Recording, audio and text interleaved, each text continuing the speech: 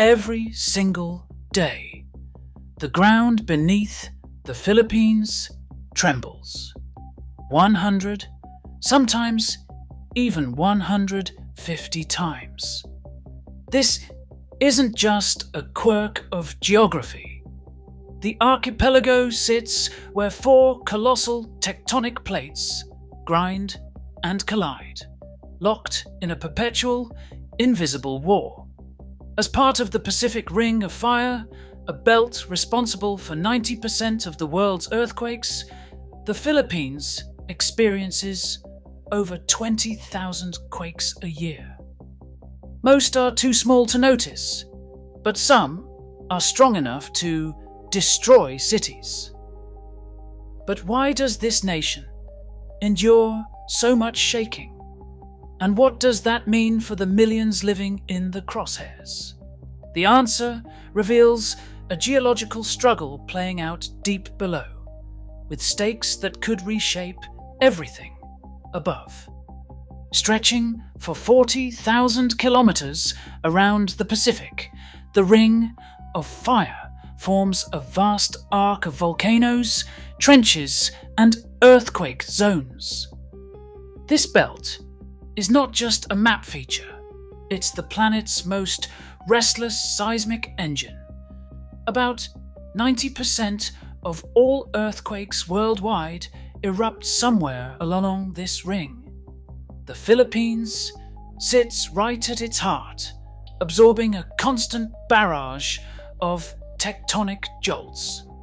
According to the Philippine Institute of Volcanology and Seismology, the country records between 100 and 150 earthquakes every single day.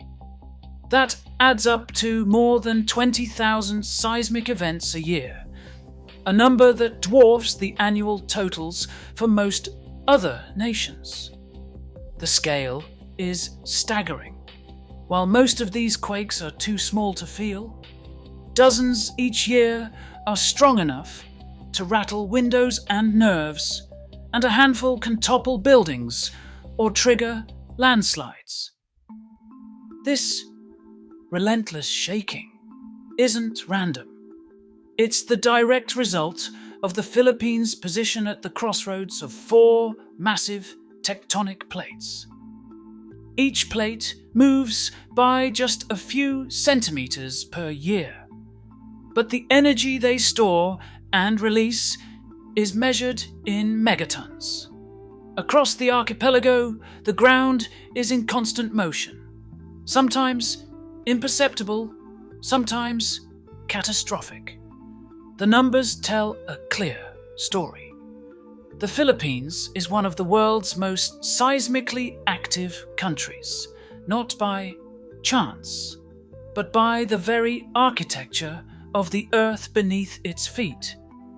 Tectonic plates creep along at just a few centimeters each year, about as fast as fingernails grow.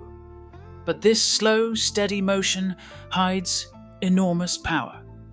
Deep beneath the Philippines, these plates push, pull, and grind against each other, locked together in a geological tug-of-war. The surface may seem calm, but the boundary zones are anything but. Here, plates don't glide smoothly. Instead, they stick for years, sometimes decades. As friction builds up, the rocks deform and strain, storing energy like a wound-up spring. This process is known as stick slip. For long stretches, the plates are stuck, barely moving at all. Then, without warning, the built-up stress becomes too much. The plates suddenly slip past each other, releasing energy in a burst, a shockwave that ripples through the ground as an earthquake. It's a cycle that repeats endlessly. Every millimeter of movement adds to the pressure, turning the entire region into a tectonic vice. Even a few centimeters per year, multiplied, over thousands of square kilometers and decades of time, can generate enough force to reshape landscapes and topple cities. This is why the slow grind of the plates matters. It's not the speed, but the relentless accumulation of stress and the sudden, violent way it's released. The ground beneath the Philippines is always on edge, with each small shift bringing the next big shock closer to the surface. Two colossal trenches run along the edges of the Philippine archipelago, each carving a deep scar into the sea floor and shaping the country's seismic destiny. To the east, the Philippine Trench plunges more than 10,000 meters beneath the Pacific, where the Philippine sea plate dives under the islands in a steep, relentless descent. This is one of the world's deepest and most active subduction zones, where the crust is swallowed and recycled far below the surface. On the opposite side, the Manila Trench lies off the western coast of Luzon. Here, the Eurasian plate slides beneath the archipelago, but with the direction reversed. The plate moves eastward, not west. These two trenches face each other like opposing jaws, each pulling the land between them in different directions. The polarity of subduction, one plate diving west, the other east, sets up a complex opposing system that loads the Philippine crust with stress from both sides. The result is a geological squeeze, as the archipelago is caught between two massive slabs moving in opposite directions, each accumulating strain over decades. Earthquakes in the region don't just come from a single source. They're the product of this double subduction, with energy building up deep below and then breaking free. The immense depths of these trenches mean that some earthquakes originate far beneath the ocean, while others rupture closer to the surface, amplifying their destructive power.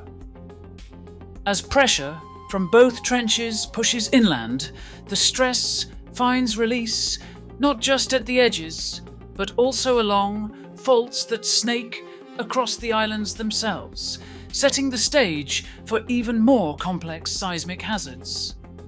The Philippine Fault System slices through the archipelago for 1,200 kilometers. A scar running from Luzon in the north to Mindanao in the south. Unlike the deep trenches offshore, this fault is a strike slip. Two sides of the earth grinding past each other, not up and down, but sideways. In Metro Manila, the West Valley Fault is the segment that keeps urban planners awake at night. It runs directly beneath neighborhoods, schools, and business districts. Its path mapped like a warning line across the city. Scientists have calculated the consequences if the West Valley Fault ruptures in a magnitude 7.2 earthquake. The projection is stark. Up to 34,000 deaths in Metro Manila alone, based on government models. This isn't just a number. It's a portrait of crowded streets, high-rise apartments, and informal settlements built on ground that can turn to liquid when shaken.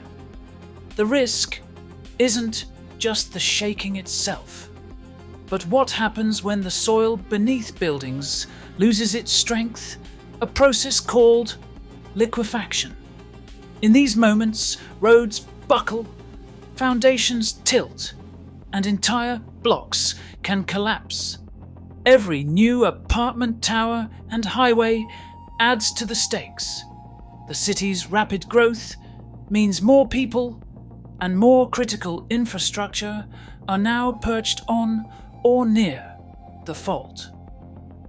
Urban planners map evacuation routes and reinforce buildings, but thousands of structures still stand in harm's way. The Valley Fault's next big slip isn't a question of if, but when, and the scale of the disaster will depend on how well the city has prepared for the ground to move beneath its feet. On July 16, 1990, a magnitude 7.7 earthquake tore across Luzon, splitting the ground open for more than 100 kilometers. The rupture followed the Philippine Fault, a scar running through the heart of the island. In seconds, city blocks in Baguio crumbled. Buildings pancaked, roads twisted and cracked, isolating the city from the rest of the country. Over 1,600 people lost their lives in the chaos that followed. Rescue teams struggled to reach survivors as landslides blocked highways and aftershocks rattled nerves. For 36 hours, Baguio was cut off. No way in or out, but by helicopter. Water ran out. Supplies dwindled. Families waited in makeshift camps surrounded by rubble as the ground kept trembling beneath them. The devastation was not just about collapsed buildings, it was about neighborhoods divided by sudden chasms, streets swallowed by the earth, and entire communities forced to confront the reality that the land beneath their feet could shift at any moment. The 1990 Luzon earthquake was a blunt lesson in what happens when a strike-slip fault ruptures near a city. The surface itself moved, sometimes by more than 3 meters, leaving behind a trail of snapped bridges and fractured homes. For many, the memory of that day is not just the shaking, but the days of isolation and the realization that the ground can change the rules of survival in an instant. At 12:11 a.m. on August 17th, 1976, the floor of the Moro Gulf heaved with the force of a magnitude 8.1 earthquake. In less than a minute, the seabed near Mindanao shifted, sending a wall of water racing toward the coast. People in towns like Cotabato and Pagadian felt the violent shaking, but the true danger was still out at sea. Within 5 minutes, the ocean pulled back from the shore, a natural warning that few recognized. Then, without sirens or official alerts, the tsunami struck. Waves up to 9 meters high crashed into coastal villages, sweeping away homes, boats, and entire families. Darkness and confusion made escape nearly impossible. By sunrise, the destruction was clear. Entire barangays erased, thousands missing. The official death toll reached nearly 8,000, making it the deadliest earthquake disaster in Philippine history. Most of the victims drowned in the tsunami, not the quake itself. Survivors recalled the roar of water and the sudden silence that followed. In many places, the only warning was the receding sea, a sign that went unheeded. The disaster exposed just how vulnerable the country's coastlines are, especially at night, when natural warnings can go unnoticed and official systems lag behind. The 1976 Moro Gulf tragedy forced a reckoning. It showed that for the Philippines, the hazards of living on shifting ground extend beyond shaking earth. Sometimes, the greatest threat comes from the sea. Volcanoes and earthquakes in the Philippines are not separate threats. They often work together, catching even experts off guard. In June 1991, Mount Pinatubo sat quietly for centuries before a sudden swarm of small earthquakes rattled the ground beneath it. Within days, cracks opened on the volcano's slopes. Scientists from the Philippine Institute of Volcanology and Seismology and the U.S. Geological Survey rushed to the site, measuring tremors and gas emissions. By June 15th, Pinatubo erupted with explosive force, sending ash 35 kilometers into the sky and burying entire towns. The eruption was the second largest of the 20th century, and it was triggered by a sequence of shallow earthquakes that signaled magma rising through fractured rock. More than 800 people died, and thousands more lost their homes, not just from lava or ash, but from the collapse of roofs under the weight of volcanic debris. Earthquakes don't just wake volcanoes. Sometimes they strike where no one expects. On October 15, 2013, a magnitude 7.2 earthquake hit Bohol in the central Philippines. The shock came from a hidden reverse fault, one that had never been mapped before.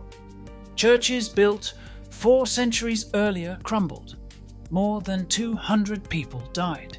The ground itself shifted, creating a 6-kilometer-long scar that cut across rice fields and villages.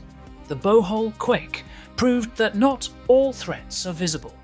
Some faults lie buried, waiting centuries before releasing their stored energy. With 24 active volcanoes and hundreds of hidden faults, the Philippines faces hazards that can overlap and multiply. A quake can trigger a volcanic eruption, or an eruption can set off landslides and secondary quakes. This unpredictable mix is why constant monitoring isn't just a precaution, it's a necessity. Across the Philippines, a silent network keeps constant watch. More than 100 seismic stations, each equipped with sensitive instruments, dot the country, from Batanes to Mindanao.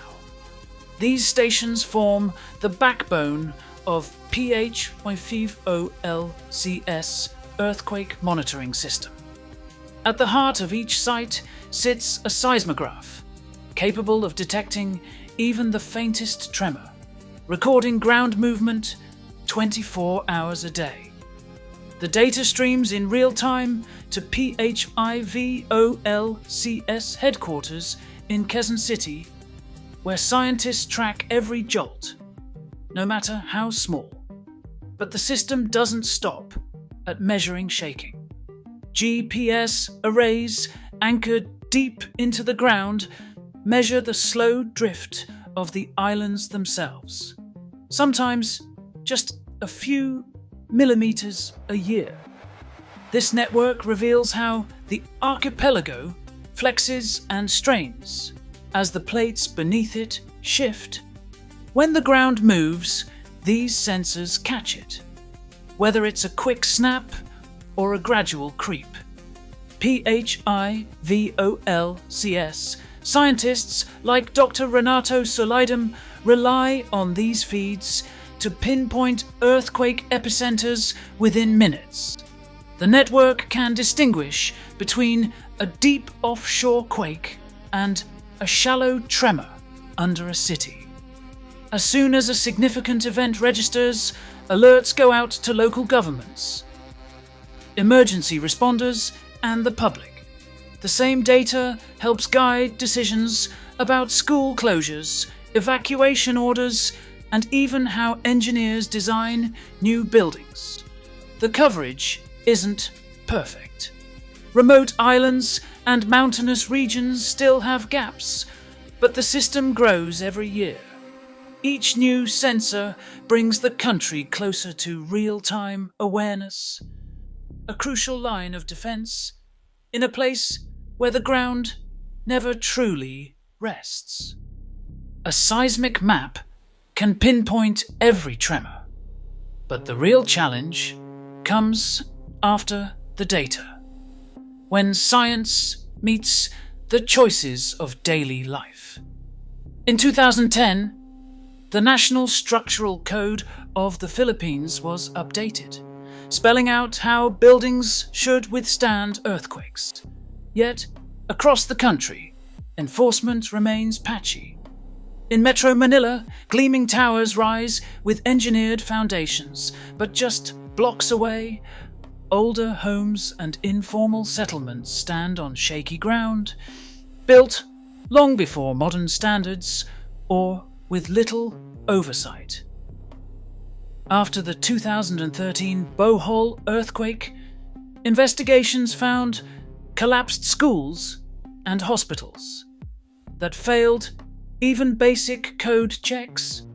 Some contractors cut corners, some officials looked the other way. The gap between what's required on paper and what's built in concrete and steel is wide. And it's not just a technical issue, but a question of priorities and resources. On the ground, preparedness drills are now routine. School children practice duck, cover, hold, and offices stage building evacuations every quarter. PHIVOLCS sends out alerts as soon as sensors pick up a major event. But even the best warning systems face a dilemma. How much notice is enough? Seconds can save lives, but too many false alarms breed complacency. Urban planners like Maria Santos describe the daily tension, balancing rapid growth, limited budgets, and the ever-present risk beneath their feet. Every new project, every retrofit is a negotiation between safety, cost, and political will.